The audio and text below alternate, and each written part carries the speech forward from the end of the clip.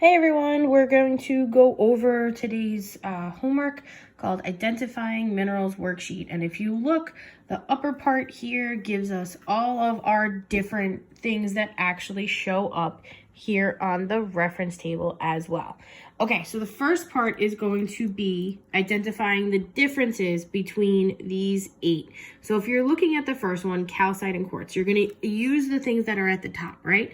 So calcite, as you can see from the first test, that acid test that you saw the bubbles on, okay, calcite will bubble when you put acid onto it. So calcite will do that, quartz will not, so that is one way to tell the difference between the two.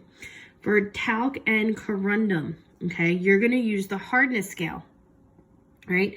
Talc has a very, very, very low hardness, which means that I could take my fingernail and scratch it, right? Where corundum has a very, very, very high hardness, so therefore it is going to be very hard. You pretty much would have to use a diamond to scratch it, okay? Then with halite and quartz, right? Halite is the one that if you lick it, it tastes salty. I know that sounds weird, but it also says it right here. It's under the interesting characteristics of the minerals themselves. Quartz, you lick it, nothing happens. Do yourself a favor. If you think it's galena, never, ever, ever, ever, ever lick that, okay? That one is actually poisonous. You will not be licking galena. That's why you have to be very careful and know which ones you are talking about, okay? And then the difference between galena and pyrite, you can look at the streak, but it's kind of hard to see the difference because with galena, it's a dark gray, and with pyrite, it's going to be a black green. It's not going to be that nice Irish green that you're all thinking of because St. Patty's Day just went by. It's going to be super dark. So if you use the streak, it's going to be hard to actually see the difference. I would say you'd have to use the weight, and galena is going to be heavier than pyrite is. Okay, so then the second part, right? Which two minerals on the hardness scale can be scratched by a fingernail? Well, you have to know the fingernail test is going to be less than 2.5. So when you're looking at that, right, we look at our Mohs hardness scale that we looked at yesterday.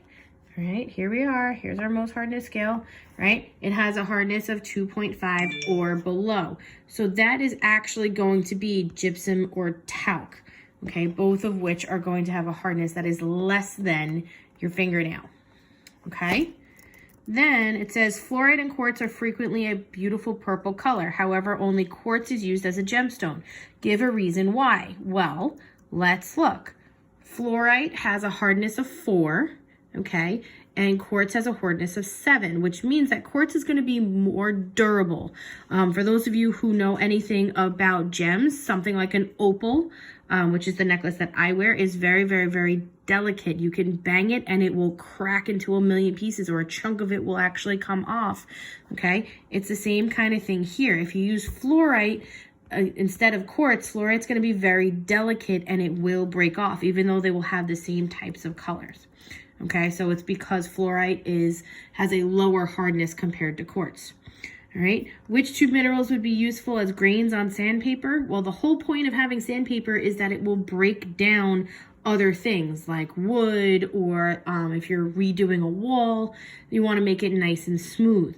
Well, in order to do that, you need the material to be harder on the sandpaper than actually the wall or the wood or whatever it is you're looking at. So when you're looking at this, you're probably going to pick diamond or corundum because they are the hardest things on the hardness scale. Okay, so on to the second part. Unfortunately, guys, it says we will start this together in class tomorrow. We're no longer in class, so I couldn't start it with you. But hopefully you were smart enough to be able to realize that all of the answers to this is just practice on how to use Earth Science Reference Table, page 16. Okay, so let's look at page 16. First of all, you should have it out in front of you, of course, because it's one of the things you always have on your desk, or in this case, on your lap or next to you, right? Depending on where you're actually doing the work. Okay, sorry, my review book is not cooperating. Okay, so let's look. Okay, everything just popped up on my thing. Hold on, sorry. Go away. You guys know technology not me. Okay, so the first thing it says is 2 sugar cube sized irregularly shaped pieces, brassy yellow in color with metallic luster, flat surfaces that look like little squares, and feels quite heavy and has a blackish streak. Out of all of that information, I believe the easiest part about it is going to be the streak, okay? When you are looking at your reference table, a couple of things you could look at that's a dead giveaway is going to be whether it's metallic luster or non-metallic luster. Be careful with the one that says either, which is hematite, okay?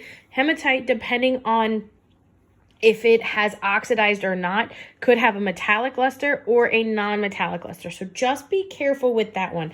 When we say metallic luster, include it. When we say non-metallic luster, include it in that as well. Okay, so there's a lot of information going on in here. Right? The fact that it says metallic luster, so that narrows it down to these 5, right? It does say a brass yellow in color, but again, like Mr. G has said earlier, color is not one of those characteristics that are going to be great because you can have the different minerals be the same color.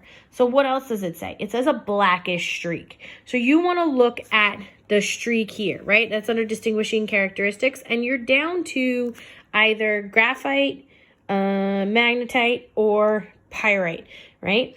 The fact that it also says in this case that it has a brassy yellow color will help me after the fact. So I've narrowed it down to these 3, and then I can look at the color, okay? So in this case, the first answer should be pyrite for that reason. Okay, in the second one, it says a fist-sized, irregularly shaped piece, salmon pink in color. Again, not going to be helpful until the end, with non-metallic luster. So non-metallic is going to be all of these here. All right, it also says that it has 2 cleavage planes at 90 degrees to each other. That is going to be very helpful. What else is going to be helpful is the fact that it says it has a hardness of 6.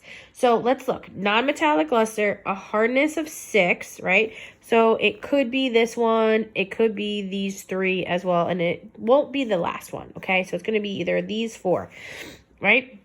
Now we've narrowed it down to pyroxene, potassium feldspar, and plagioclase feldspar, okay? Now it says here that it's a salmon colored. Well, looking at these, the only one that says pink is going to be the potassium feldspar, right? But also, remember, you can't just go by that. So let's look at the next thing. It says it cleaves in 2 directions at 90 degrees. Again, that's exactly what it says here, right? It planes at 90 degrees to each other. So the second answer should be potassium feldspar. And the biggest thing is because of that cleavage. Okay, for mineral C, it says nearly rectangular in shape at approximately 5 centimeters by 7 centimeter in size, blackish in color with a shiny but non-metallic luster. That's going to be your key word there. Non-metallic luster is going to help me break down which group it is. Then it also says here, the fact that it says peels off in very thin, flexible sheets.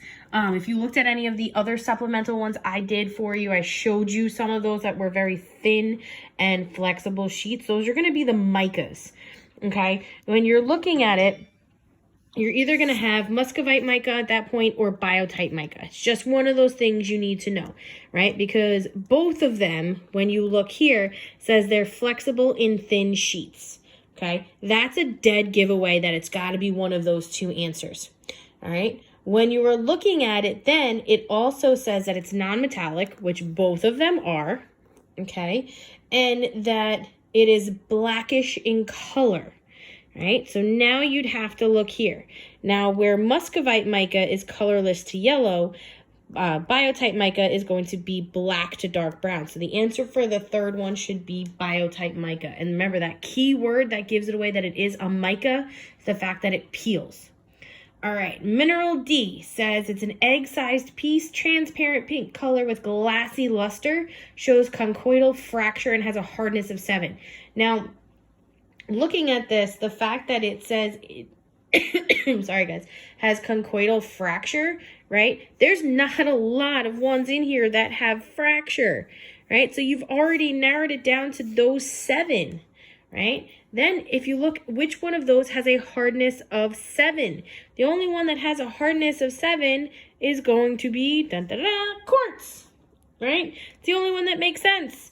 based on that, this is pretty simple and straightforward, guys. It's just using the table to your advantage. All right. The next one says reddish brown color with metallic luster. So again, we're at these top ones up here.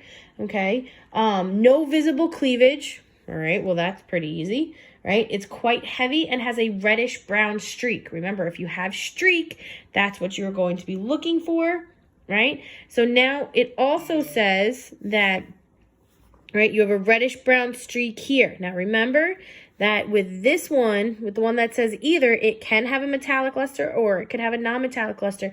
It just depends on if the iron, right, the Fe that's in there has oxidized or not, right? In other words, has it come in contact with water? Has it changed? Has it undergone a chemical reaction?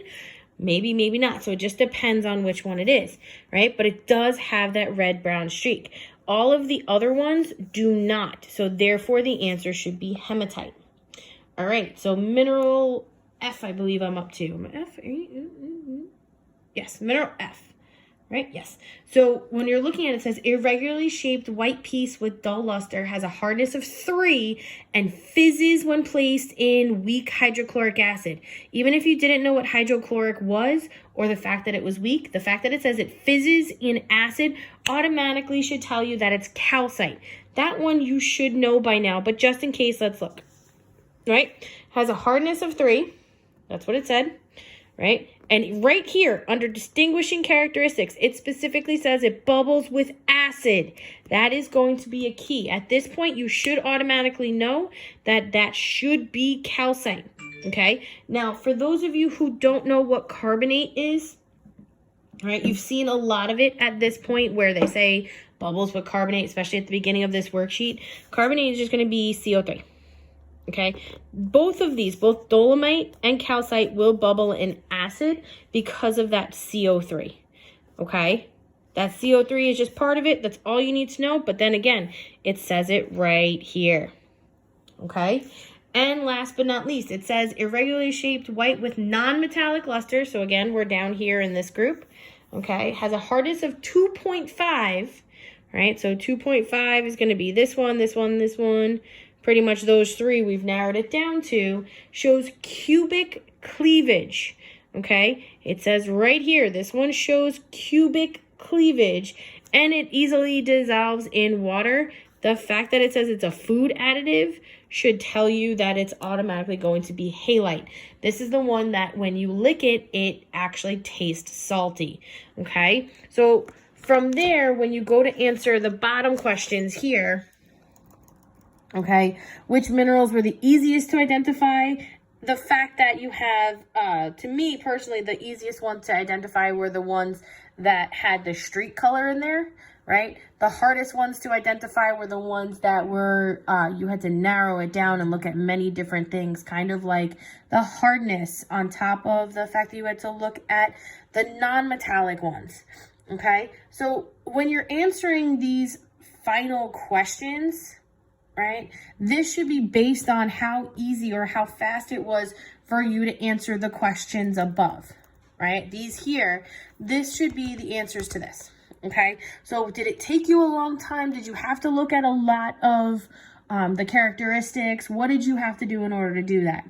All right, guys, hopefully this helped. And if you have any other questions, like we said before, just post a question on Google Classroom and we'll get back to you as soon as humanly possible, right? Hopefully you guys are all staying safe. Enjoy.